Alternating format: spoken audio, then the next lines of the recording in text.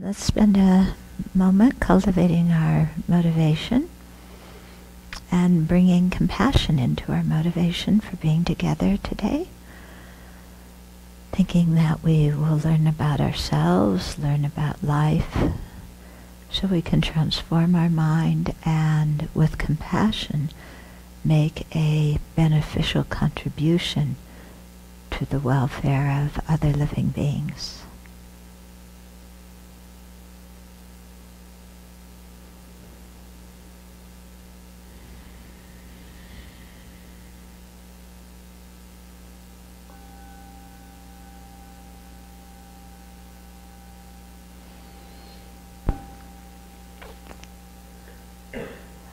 Okay. So, we've been going through this book, Don't Believe Everything You Think, which is a commentary on a Tibetan poem written several centuries ago. And it deals with real life situations that we all experience, that we all find difficult, and gives us advice on how to work with these situations. Of course, the advice is usually the opposite of what our present mental state wants to do, which is why it's the antidote. Yeah. If the advice went along with our present mental state of anger, dissatisfaction, or whatever, then it certainly wouldn't be the antidote, would it? It would just increase our mental afflictions. Okay, so we've gone through some of the verses so far.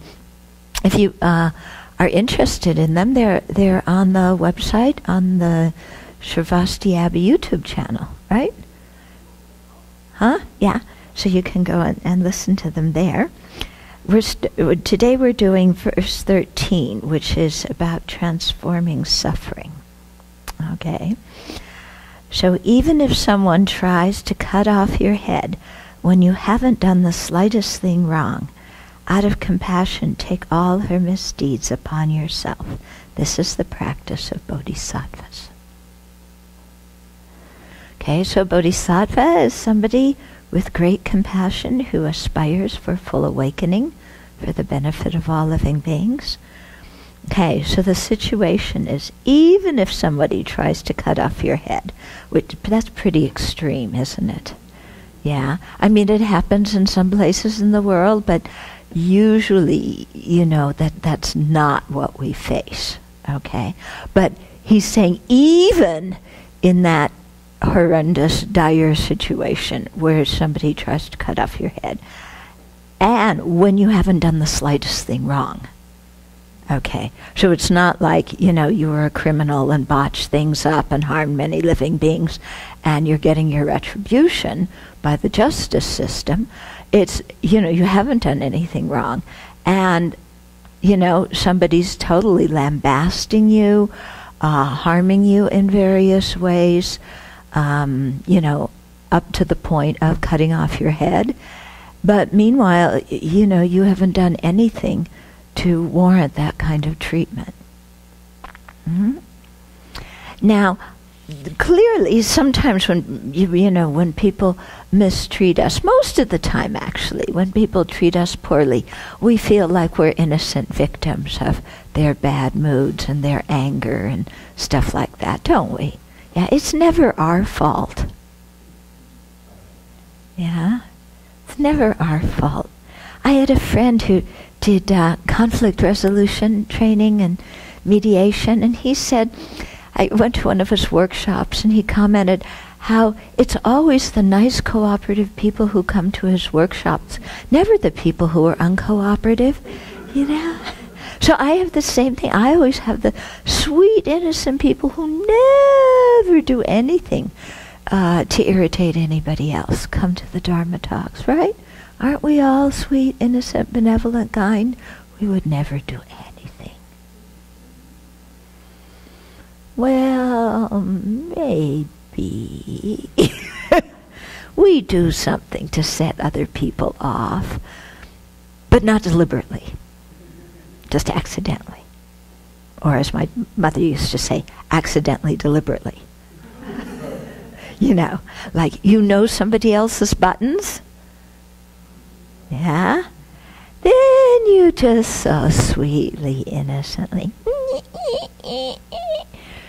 you know, and then when they get ticked off, you look around like, oh, why are you irritated? I didn't do anything. You know, you're just too sensitive. Yeah, it's never our fault. It's really amazing, huh? Yeah. So once in a while, yeah, we might, you know, lose our temper, just once in a while, right? Yeah, and say something rather nasty and mean to other people, but it's only because they really deserved it, and we're doing it for their own good. But they do get irritated. Yeah, or sometimes actually enraged by what we've done. Yeah. So sometimes the situation's like that, and sometimes it is truly that we haven't done anything wrong, or something, sometimes it's we've done something wrong in somebody else's perspective, but when we look at our motivation, we were acting, you know, with a kind thought, you know, with a positive motivation. And yet still other people are unhappy with what we do and attack us. I had that happen a couple of weeks ago. Yeah, people think nobody does mean things to nuns. Let me tell you. You want to hear my problem? Oh, yeah. I could. You have a few hours? Oh, yes, I'll tell you my problem. It's the most important thing that happened in the world this last week. Yeah, I got blamed for something that I didn't do.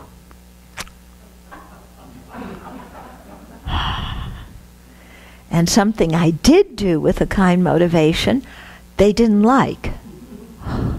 The nerve. Okay. So, even if someone tries to cut off your head, we don't usually get retaliation like that. When you haven't done the slightest thing wrong, sometimes we might have done the slightest thing wrong, but just the slightest thing. Then, what's the antidote, you know? Yeah. Well, first of all, how do we feel when we're blamed for things? Yeah. We usually get pretty angry, don't we? Especially if we feel that it was undeserved, you know. At least, if you're going to blame me, I should have gotten the satisfaction of harming you first. This is the way our crazy mind thinks, as if harming others is going to bring us great satisfaction. Yeah. Well, it doesn't, yeah. But anyway, you know, when we're harmed, kind of something's going on there. We, in one way or another, triggered somebody's buttons, either deliberately, accidentally, or, you know, whatever it was. Yeah, but we usually, instantly, our defenses come up, right? Yeah, instantly. Yeah, and so we're angry, most of us, right? We feel that we've been unfairly accused. And we want to explain ourselves. Yeah. So this is what I mean by our defenses come up. Then we want the person, we have to tell the person the long story of da da da da da da da da da da da da da why we did something. Okay. They don't really want to hear that story. Yeah, they aren't usually very interested in it. But we feel the need to tell the story about why we did the way what we did. Sometimes, you know, it is helpful to somebody, you know, and it does calm them down. But usually before they can hear our story of why we did what we did, we have to empathize with them in some way or another and let them know that, you know, we're concerned about their being hurt or angry or whatever it is. Okay? It's usually only then that people can listen to something else that's outside of what they're thinking. Okay? So, first thing is to kind of, listen to the person and respond instead of with defense, with some kind of empathy.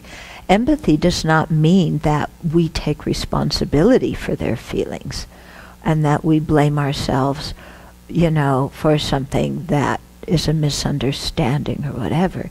It simply is showing that we care about what the other person is experiencing. That's all. That we acknowledge their feelings, that we care about it. We're not saying that we're the source of their feelings. Okay? Because everybody, we're all the source of our own feelings. Yeah. When I get angry, it isn't that you made me angry. I have anger inside. My anger came out. Okay? So, we listen with some empathy, we try and understand, and then, out of compassion, take all her misdeeds upon yourself. Okay? At this point, our self-centered mind says, you're crazy. Yeah? Somebody is cutting off my head or doing something very drastic, that really interferes with my happiness and my interests, when I haven't done anything wrong. And then I'm supposed to take all of their misdeeds upon myself? That's not right. That's not fair. They should take all of my misdeeds and suffering upon themselves. Yeah. Because after all, I'm sweet and innocent and kind and benevolent. Okay? So what this is referring to when it says, to take all their misdeeds upon ourselves, it's referring to a meditation that we call the taking and giving meditation. Okay? And this meditation is done to increase our feelings of love and compassion for others. So, love in Buddhism is defined as the wish for somebody to have happiness and the causes of happiness.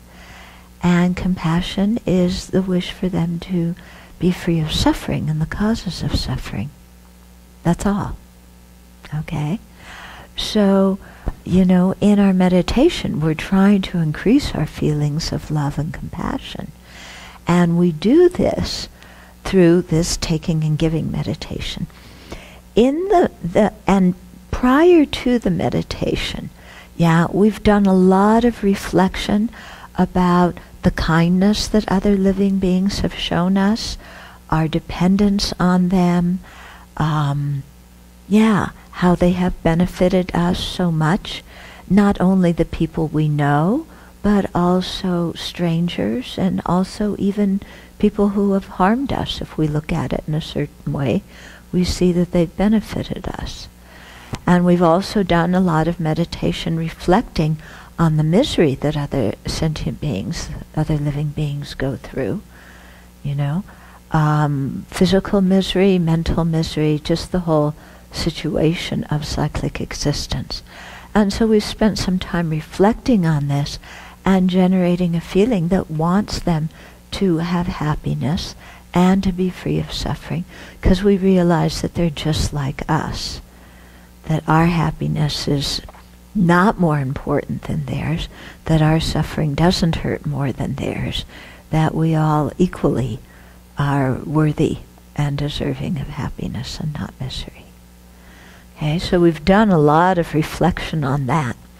And then, when our love and compassion are strong, to increase them, we do the taking and giving meditation.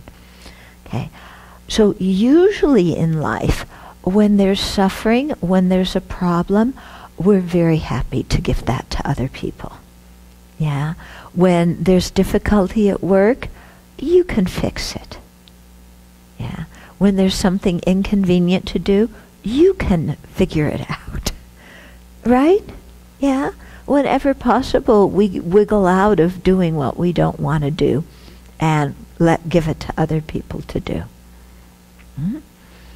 Meanwhile, whenever there's any happiness to be gained, whenever there's praise or reputation or material benefit or status of some kind, anything to be gained, we will very happily take that ourselves.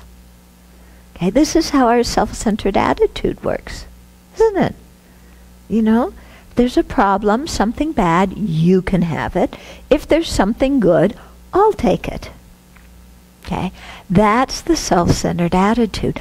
This self-centered attitude is actually the cause of so much of our pain and misery in life, because it makes us super sensitive so that we take offense when other people aren't doing anything. And it also makes us think we're the most important ones in the world, so we get all riled up when people don't treat us in the way we think we deserve to be treated. Because after all, I am me. Yeah, and everybody should treat me well. Everybody should honor me, respect me, realize that everything I think is correct, even if I changed my mind from yesterday. Everybody should know that, since I am always correct, then I should always win every fight, and I should always have the last word in every discussion, because I'm always right. Yeah, so our self-centered thought that's just thinking about me and what I want, this mind whose slogan is, I want what I want when I want it.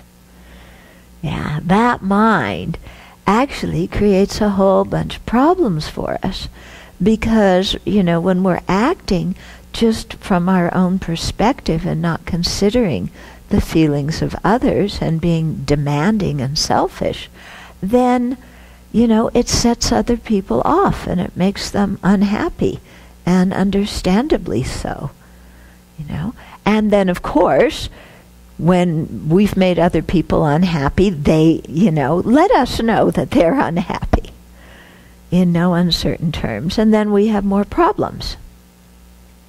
Okay? So, we've done some, prior to do the taking and giving meditation, we've really seen that this self-centeredness that, is behind so much of our daily actions, actually that's what our enemy is. Yeah, this very impulsive, impetuous mind that just is trying to get everything good for myself and forget everybody else, basically. Of course, we're very sophisticated people, aren't we? We're not 2-year-olds. 2-year-olds are very honest. Give me this.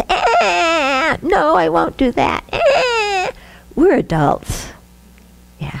We know how to put on a good face, right? So that we convince people that doing what we want them to do is in their best interest. Yeah. We are so clever. Yeah. So, but still it's the same self-centered mind, isn't it?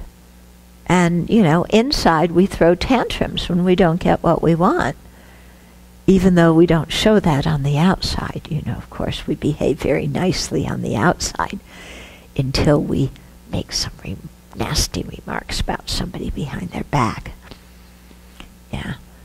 But, when we really contemplate the effects of our self-centeredness, we see that it propels us to do a lot of things that are against our own ethical values and that cause problems in our relationships with other people. Yeah? And so we begin to see that the self-centered thought is really our biggest enemy, not other people. Yeah. Other people are kind. Everything we have is due to other people giving us stuff. Yeah. So it's the real problem is, our distorted way of thinking.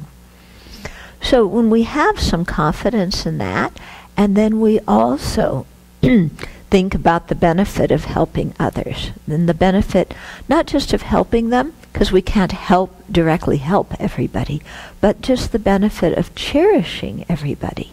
You know, somewhere in our heart, finding the huge big room where we can really cherish other living being, you know, simply for who they are.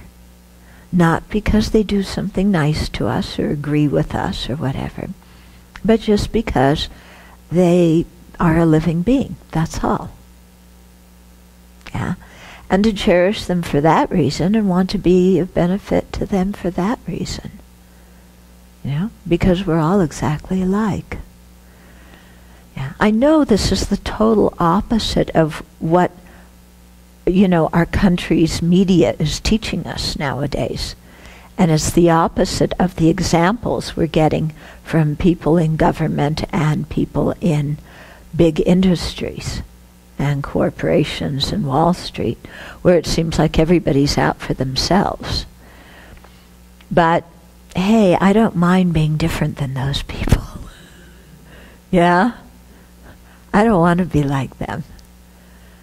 So having good, different values is a good way to start. You know, so we really have reflected on the disadvantages of self-centeredness, the benefits of cherishing others. You know? And then when those feelings get very strong, then we do the taking and giving meditation, in which we imagine we start out maybe with a small group of people who have a specific kind of misery or suffering. And we think with a mind of compassion, may they be free of that suffering. And we meditate so that our compassion becomes so strong that we feel, you know, I want to take their suffering away from them so that they can be free from it. And I'm willing to bear their suffering for them. Okay?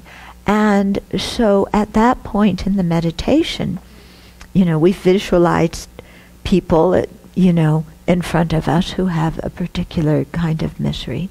We imagine that suffering kind of coming out of them in the form of pollution or some kind of disgusting substance.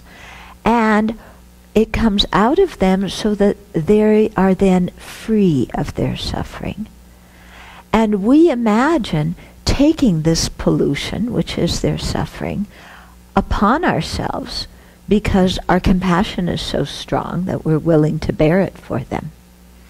But we don't just take somebody else's suffering and then sit there like, you know, ourselves, because that doesn't do any good. What we think is that our own self-centeredness, you know, which is this lump, hard lump at the center of our chest. You know how when you feel really certain emotions, you know, it's like there's a lump here, yeah? And we imagine that that lump is our own self-centered mind, and that we're taking the suffering of others upon ourselves with happiness. And as we inhale their suffering in the form of pollution, it transforms into like a lightning bolt or something like that, that then strikes at this lump of self-centeredness in our own heart. And that lump of our own misery that's caused by our own selfishness completely vanishes. It's demolished. This lightning bolt, pooh, you know, it's gone. And so what we've done is we've taken what other people don't want, which is their misery, and used it to destroy what we don't want, which is our own self-centeredness. Okay? And then in our heart, once that horrible heavy lump of self-centeredness is gone, then there's just a feeling of open space. You know? When our self-centeredness is gone, I don't need to defend myself. I don't need to justify myself. I don't need to protect myself. You know? it doesn't mean that I'm going to be vulnerable to anything, because it's the self-centeredness that makes me feel vulnerable. And once I get rid of the self-centeredness, the feelings of vulnerability go away. Okay? Because our self-centeredness is always, what about me? What if this happens? What if that happens? What am I going to do? Oh no, oh no. You know, where does worry and anxiety and fear, what's the root of worry, anxiety, and fear? What's going to happen to me? What are people going to do to me? How am I going to look to others? How am I going to appear? What's going to happen? How am I going to get a job? What happens if I lose my job? Oh, I've got to find a relationship. What happens if I don't find a relationship? What happens if my relationship breaks up? What happens if this happens? What happens if that happens? I don't know what to do. My life, it's everything so confusing. Who is the star of that anxiety, worried show? It's all about me, isn't it? Yeah?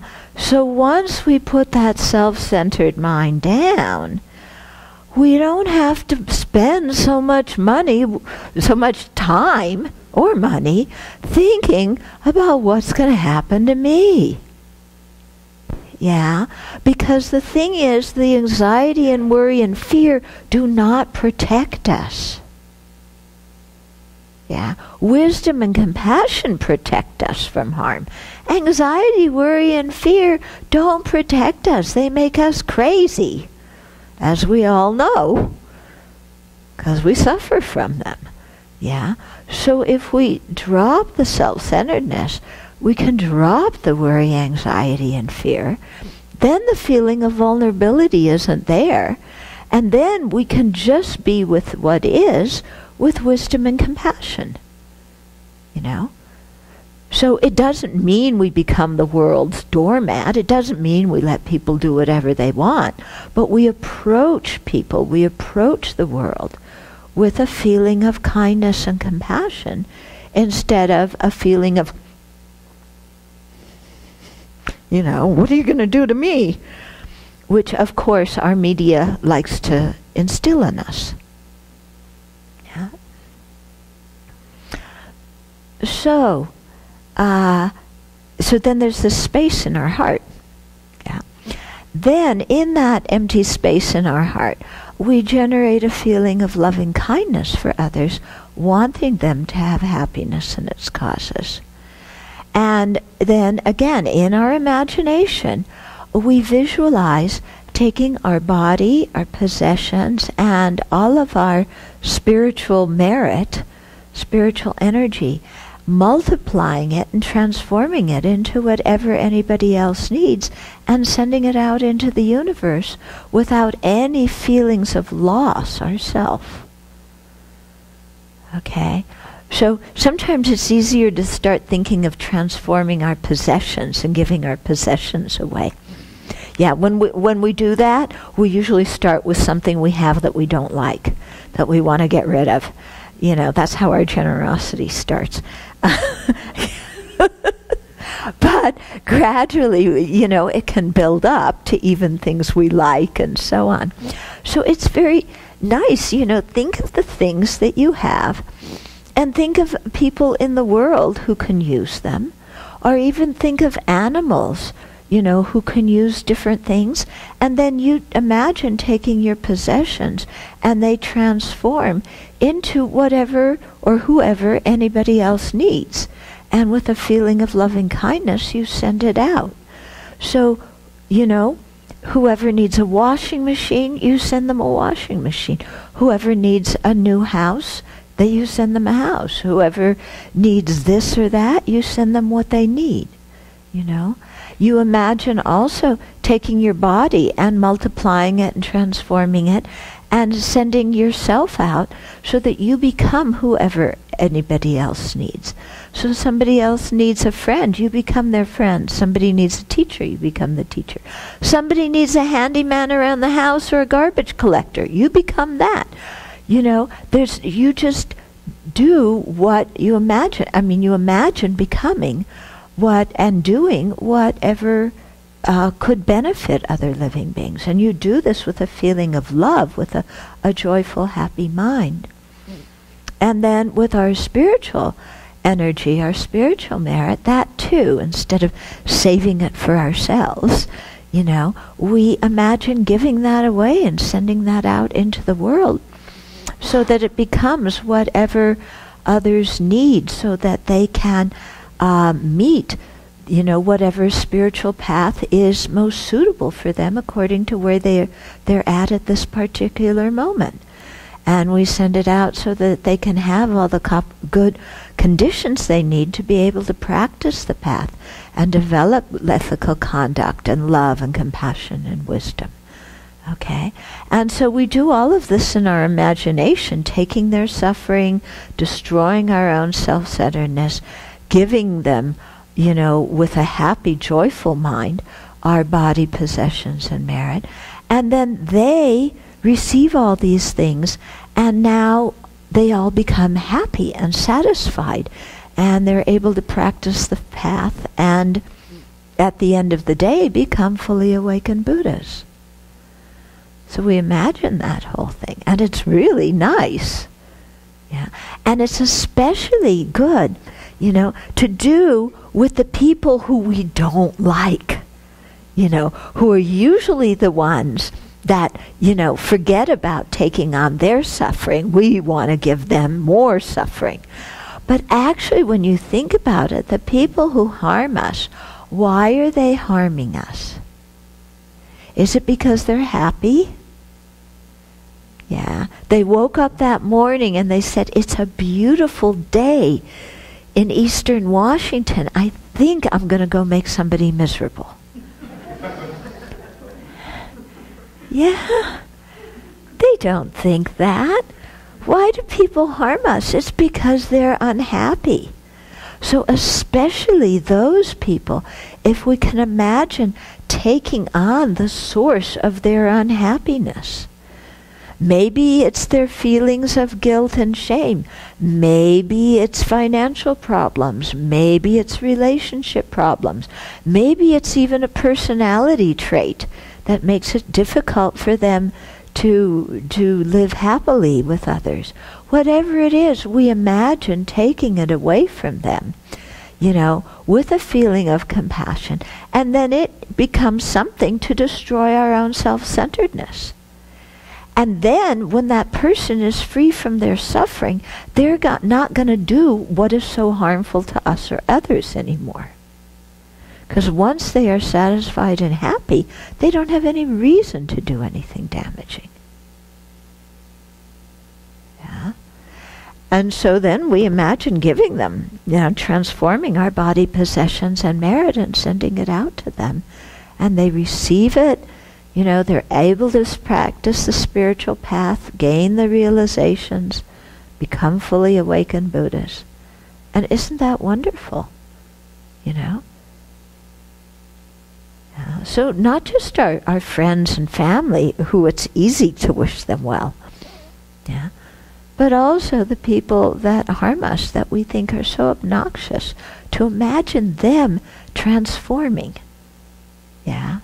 So that through our generosity, they are free of whatever pain or wrong views or afflictive emotions make them do what they do. And then we start imagining, that person as being happy and satisfied, because we, with our kindness and generosity, shared what we have with them with a feeling of loving kindness.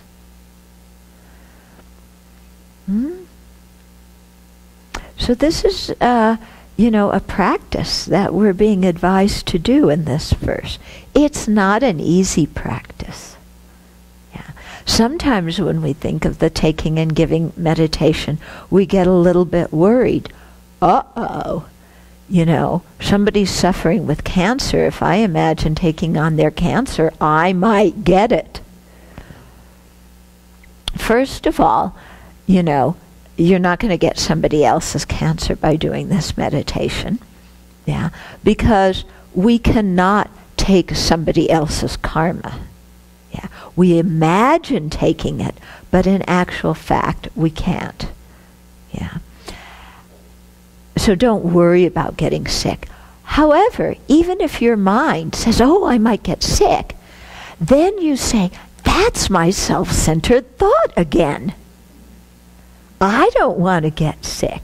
And then you say, my self-centered thought is my enemy. So it's okay if I get sick. Let my self-centered thought get sick. You give your misery to your self-centered thought because we are not our self-centered thought. We are not inherently selfish. Yeah, our selfishness is not the nature of our mind. It is not who we are. So in our minds we separate it out. We let our self-centeredness, have some problems. Because that's the real enemy.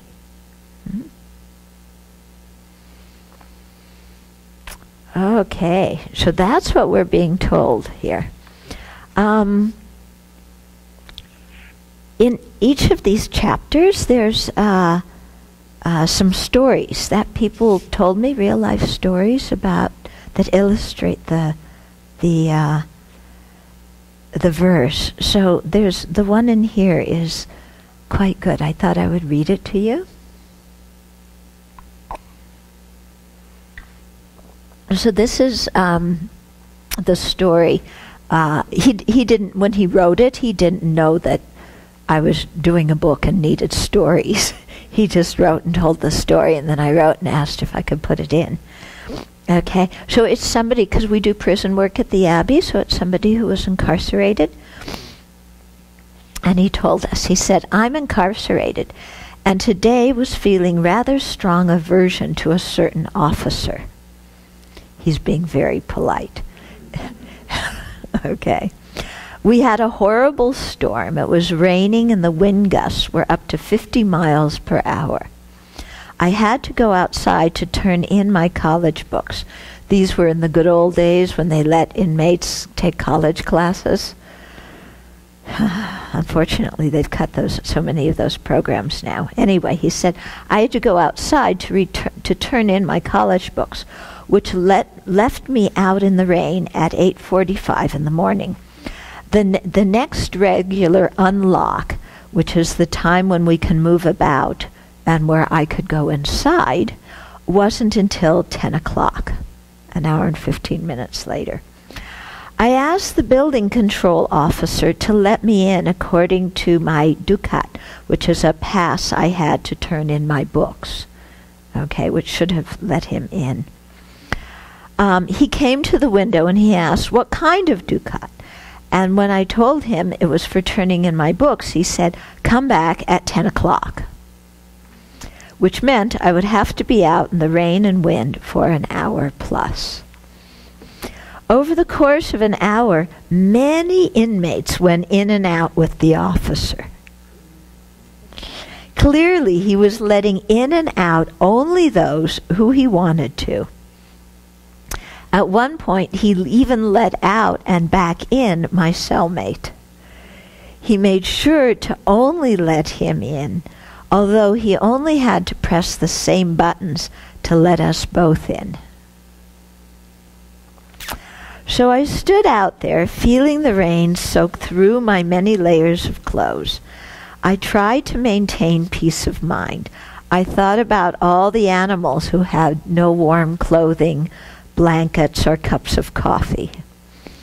I felt the wind against my wet face, and I told myself it wasn't personal. The officer's response said more about the officer than about me, which is true. The experience was a reminder that at times I had refused somebody else's comfort.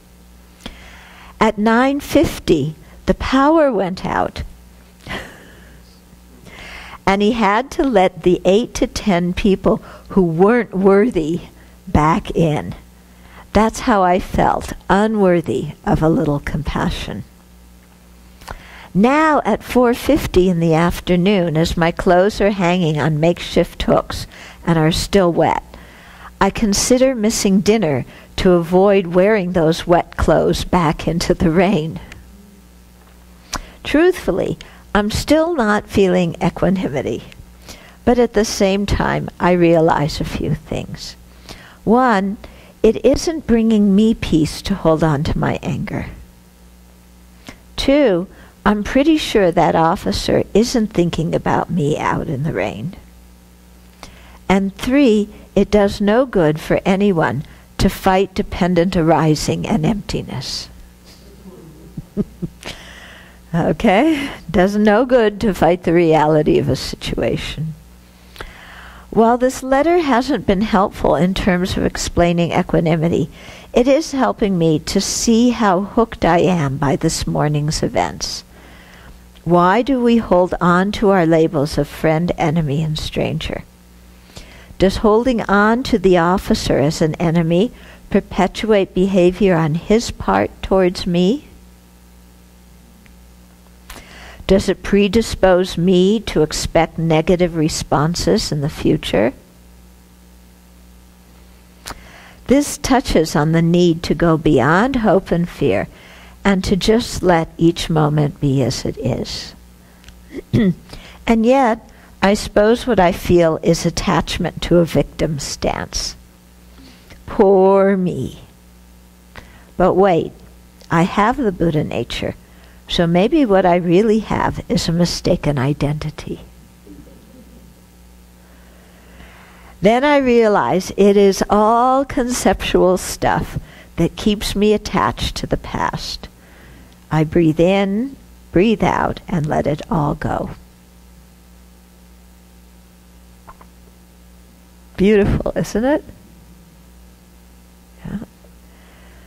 So, we get stories like this from people who are incarcerated. It's quite amazing, really, how they practice. Okay, so we have a few minutes for questions or comments.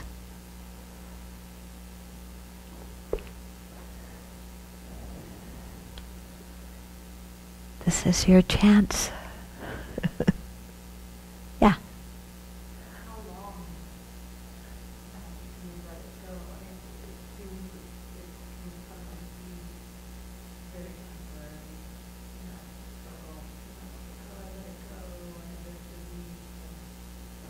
Then it comes back again. You let it go. Oh, I'm done with that. And then next week, yeah, this happens because we have a lot of mental habituation with a certain thought patterns and certain emotions. So it's going to take positive habituation, or I should say habituation, with more constructive ideas and emotions. Yeah? Because we're very much creatures of habit, so we have to establish a new mental emotional habit. Yeah. So this is why they call it practice. We have to practice transforming our mind. We have to do it again and again and again and again. And at first it may feel very unnatural. Like, I am so angry, I just want to punch that person. Why do I have to think about, any kind thought towards him? But as we, begin to work with our own mind and see, as this inmate did, that holding on to anger only makes ourselves suffer. When we really get that from our own experience, yeah, then we can begin slowly to let some of this stuff go. And it may come back again, but then we have to remember again, oh, my anger makes me suffer. When I'm angry, the person I'm angry at is living their life. They're okay. It's me that's miserable. Yeah? So we keep reminding ourselves. Yeah? And then we think about how the other person wants happiness and doesn't want suffering, just like us. We keep coming back to that. I find it's also very helpful. Imagine the people that you're upset with, what they look like when they were babies. And see if you would be mad at them when they were a baby. I used to imagine George Bush as a baby very often. Yeah? Can you imagine him as a cute little baby? I know it's hard, but he was. Yeah? No, it really helps, because when people came into the world, everybody is a cute little baby. So, yeah. Yeah. Right, but we forget that, don't we? Other questions or comments? Yeah.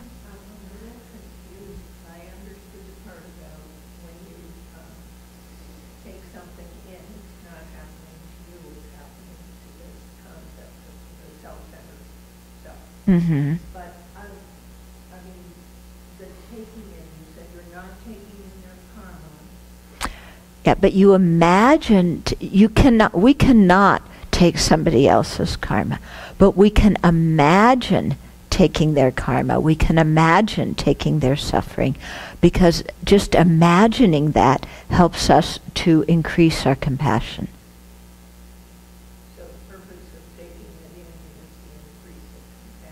Right. Yeah. I mean, if somebody's sick, I can imagine taking their suffering. It doesn't mean that I can. Yeah. I mean, yeah, because everybody experiences the results of their own actions. Nobody else can take that from us. But it helps us to imagine being able to take others' suffering from them, because that helps increase our compassion. And by increasing our compassion, then when we encounter a situation when we actually can be of help, we won't hesitate. The self-centered mind won't be there to say, well, no, don't do that for them, da-da-da-da-da-da-da. Okay?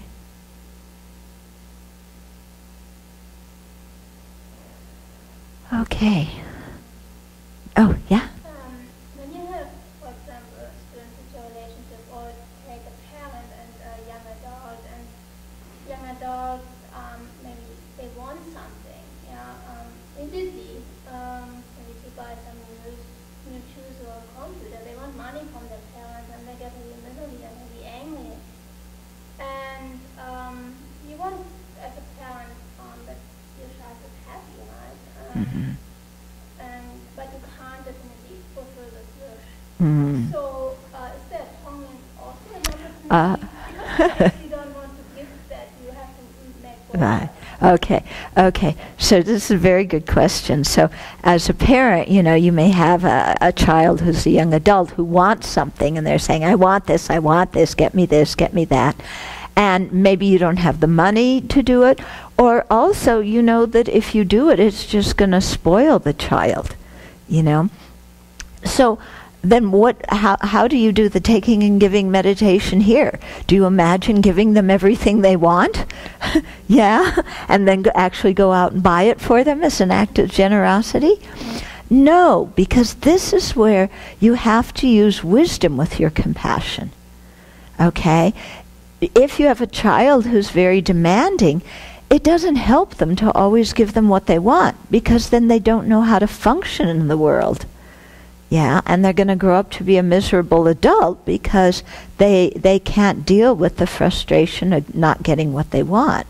So your job as a parent, your job of kindness to your parent, is to be honest and to say, no, you can't have that. And to model how to deal with the frustration of not getting what you want. Because kids learn by observing their parents. So how do you as a parent act when you don't get what you want? Do you complain? Do you get angry? Do you badger? Do you yell and scream? Yeah, because if so, that's what you're teaching your kids to do when they don't get what they want. Do you nag? Yeah. Okay. So, you need to teach the child how to deal with that frustration. And sometimes talking with them. I mean, of course, if it's an older, like you said, a young adult or a late teen or whatever, you can talk to them and discuss the feelings and, how to work with those feelings. Okay? But being kind doesn't mean you go out and get them what they want. So when you're doing the taking and giving meditation, what you would imagine is taking away their self-centeredness. Yeah, because it's their self-centeredness, their greed, their attachment that is making them whine and, be so dissatisfied. So you imagine taking away that mental state that is plaguing them, that's causing those emotions and behavior, and you take that upon yourself. Yeah. And then you can still imagine giving them what they want, but you also imagine giving them the qualities that are going to help them to be satisfied in life, imagine giving them self-confidence and a sense of internal peace and a sense of contentment and satisfaction. Okay?